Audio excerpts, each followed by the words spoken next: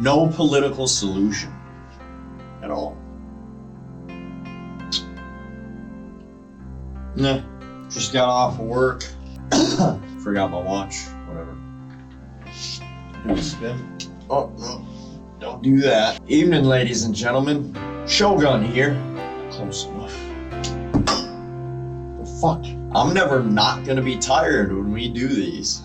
Evening, brothers, sisters, patriots, underdogs of the true America. Showgun here. I stand here. I sit before you. I come before you not as a politician, not as a bureaucrat. I'm just a man who sees the rot in his nation and knows in his bones what must be done.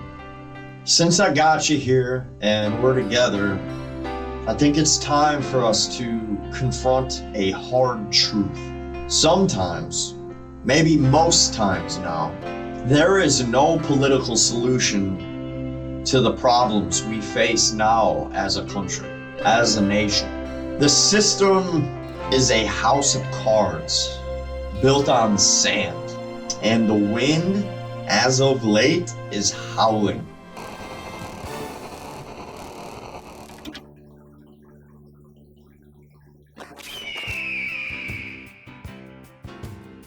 Tonight, I'm not here to sell you ballots or bureaucrats, politicians. I'm not here to sell you none of that.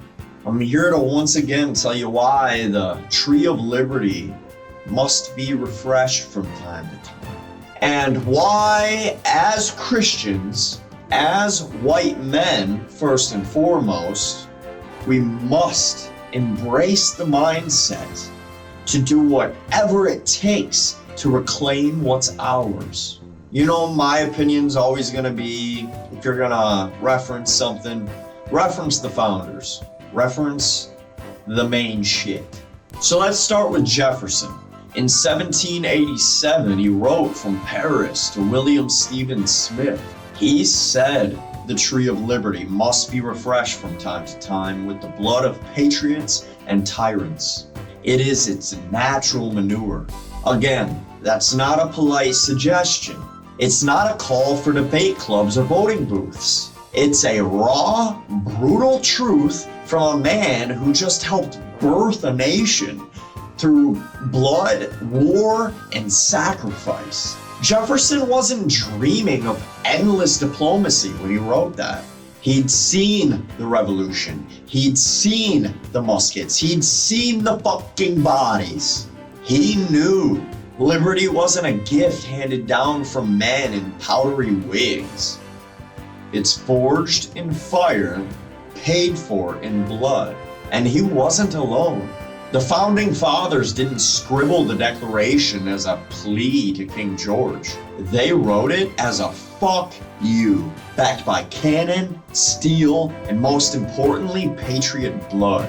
When a long train of abuse and usurpations, pursuing invariably the same object, evinces design under absolute despotism, it is their right, it is their duty to throw off such government, to provide new guard for future security, not if it's convenient. When the system turns tyrant, when it stops serving the people it was made for, it's not just permissible to tear it down, it's required. And guess what? That's not politics. That's revolution.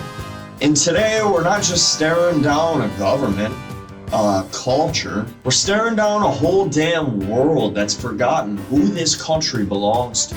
Showgun, why would you say there's no political solution? If we just vote harder, just vote harder, just vote harder, just vote harder, vote harder, vote harder, voting harder, get out and vote. Why no political solution, you ask? Because politics is a game of words, and words don't stop a flood. Our country, our white countries are drowning. Borders breached, cities overrun, churches mocked, and families shattered. You can't vote away a tidal wave. You can't negotiate with a cancer. The founding fathers didn't try and sweet talk the British into leaving. They shot them. In Jefferson's Tree of Liberty, it's wilting now, choked by weeds. Bureaucrats, globalists, invaders, Jewish parasites that don't share our blood or our God. The ballot box won't uproot that. It's a tool for small fixes, not for when the whole foundation's cracked. Part 5, running out of Mountain Dew. It's my last Mountain Dew. Whatever will I do? Take the Constitution's preamble. To secure the blessings of ourselves and our posterity. I'm tired of saying it. I'm tired of saying it. Everyone. We're dealing with all these other things, but these are diversions from the solution to the problem. And we have to start to think about a solution to the problem so that these young brothers and sisters who are here now, who are 15, 16, and 17, are not here 25 years later talking about these same problems. Now, how do I know that the white people know that we are going to come up with a solution to the problem?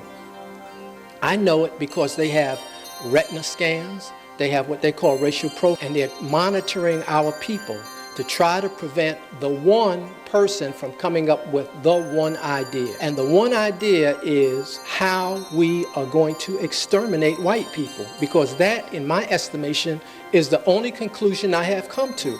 We have to exterminate white people off of the face of the planet to solve this problem. Now, I don't care whether you clap or not, but I'm saying to you that we need to solve this problem. That's what they fought for. Now, we're told that's hateful. We're told to bow, to share, to dilute what's ours. Politics bends to that lie. It's a machine of cowardice now, not courage. Let's hurry this up. So where does that leave us? With the mentality Jefferson knew, the willingness to water that tree. And for us, as Christians, it's more than just a patriot's duty. It's a holy calling. The Bible doesn't mince words about defending what's ours. Exodus 22:2. If a thief is caught sneaking in at night and is struck a fatal blow, the defender's not guilty of bloodshed. God sanctions force when your home, your people are threatened. Nehemiah rebuilt Jerusalem with a sword in one hand and a trowel in the other. Faith and fight together. Christ himself didn't come to bring peace, but a sword. We're not called to meekly surrender our lands, our heritage to those who despise us. Brothers, sisters, patriots across the white world, let's talk about what's missing. What every white nationalist from Idaho to the Outback to Bavaria demands to hear. This isn't just my fight. This isn't just your fight. It belongs to no one single person. It's ours. And I'm not leaving a damn thing out. The hour's too fucking late for half measures, okay? First, the crisis staring us down. They call it the Great Replacement, and it's no theory. It's maths. Is it maths? I don't know. I want to be proper, you know? I do have like this elitism about me sometimes. And if it's maths, I want to say maths. I think maths is it too. I think we're going to go with maths. I think we're going with maths, guys, so we can sound better than everyone. So that's the point. France, 30% of their births are non-white. That's not white. That's brown or yellow or something. Not white. England. London's a foreign city. Everyone knows this now. We've all seen the memes. We've all seen the street shows. We've all seen them. We've all seen them. America.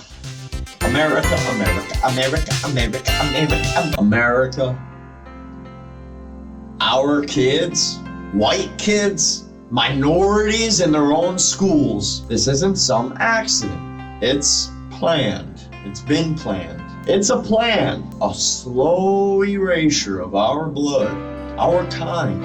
Elites, flood our lands with foreigners that don't share our values, they don't share our heritage. They would never leave the same legacy behind even. Jefferson didn't bleed for a melting pot. Washington didn't fight on the fucking battlefields for this lie. He fought for us, a nation of our own. We're not just losing votes, we're losing our very existence. You feel that, don't you? The squeeze, the vanishing. It's not just numbers, it's our soul under siege. Our cathedrals burn while they raise mosques on the ashes. Our kids are taught to hate Columbus, to spit on the cross, to call our whiteness a sin. This isn't progress, it's conquest. Slow and steady wins the race. The founding fathers built a Christian nation, okay?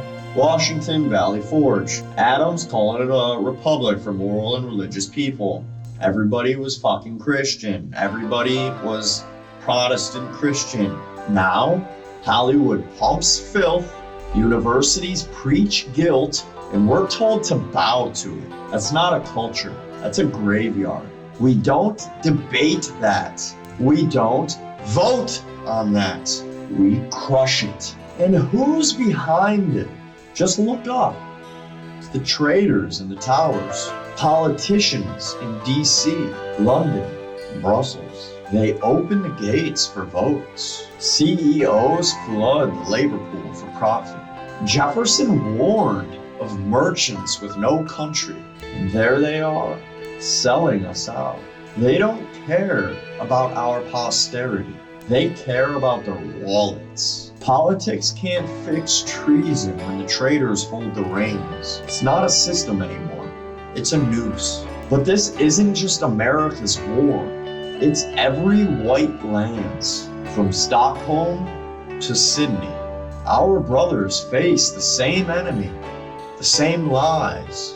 We are one people, the sons of Rome, of Vikings, of pioneers. Jefferson's tree of liberty grows in every white nation, and its roots run deep. We either stand together or we fall alone. That's up to you. No borders divide us when the blood's the same.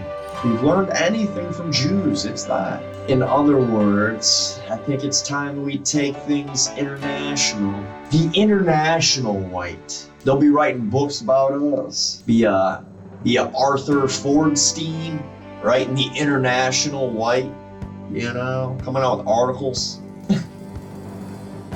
And he'll buy the Tel Aviv Times and his hometown newspaper. Whoever this person is, whoever this Steinwitz or Steen is. Let's not kid ourselves. There is rot as fuck within, okay? Weak men glued to screens. Okay, buddy.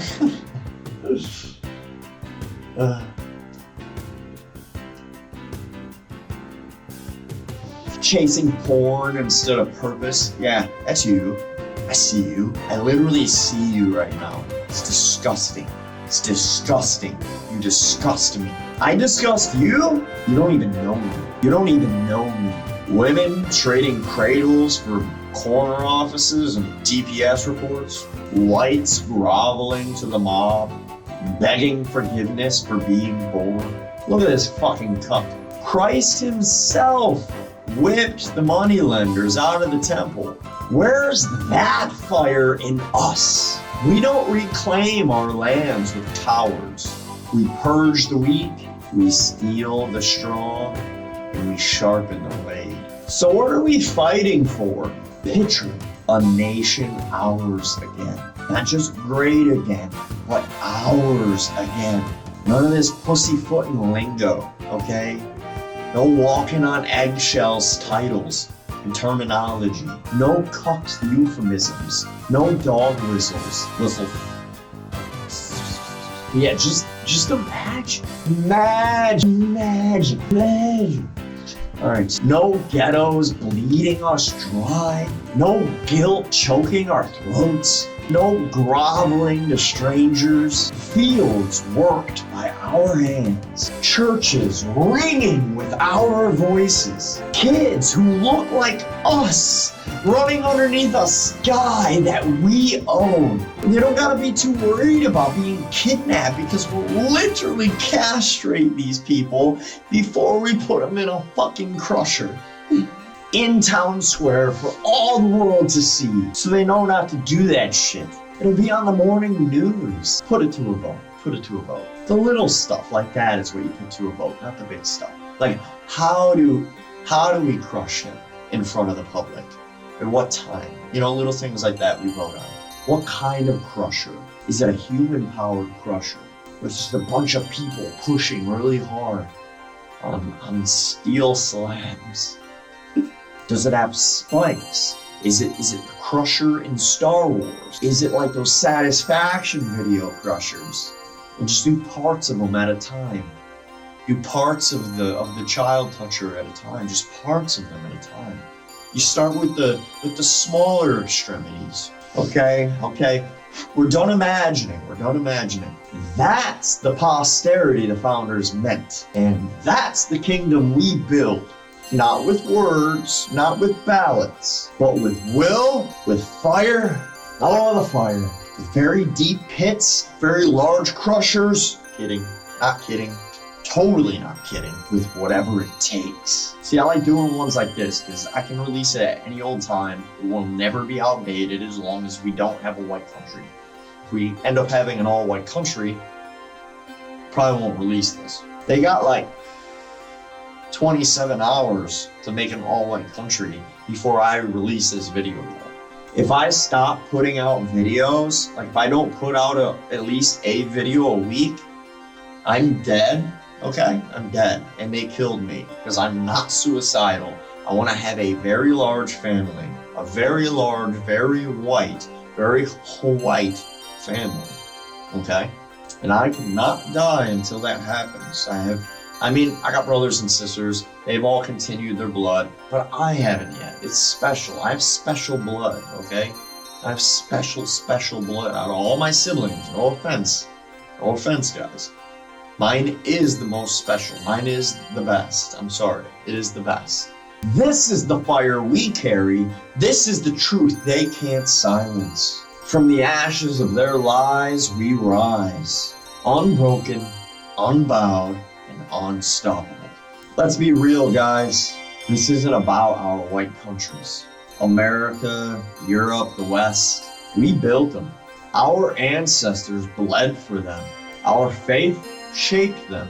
Now they're being torn apart by people that didn't forge this civilization, who don't honor its roots. I'm not here to play nice or dodge the truth. This is a war for survival, not just of ideas, but of a race, a culture, a way of life. The founding fathers didn't imagine their posterity to be a mixed up mess of strangers. They saw a nation of their own. We owe it to them, to God, to hold that line.